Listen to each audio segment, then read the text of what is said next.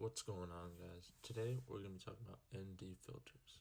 I just picked up the Peter McKinnon Polar Pro 2 to 5 step 82mm quartz filter. This filter comes with a nice case.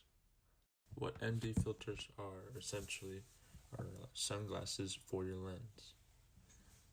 This allows you to shoot in broad daylight with low ISOs and a wide open aperture. This helps you to achieve the blurred out backgrounds that are sought after. This lens is a beast, and paired with this Polar Pro ND filter, this takes it to a whole nother level.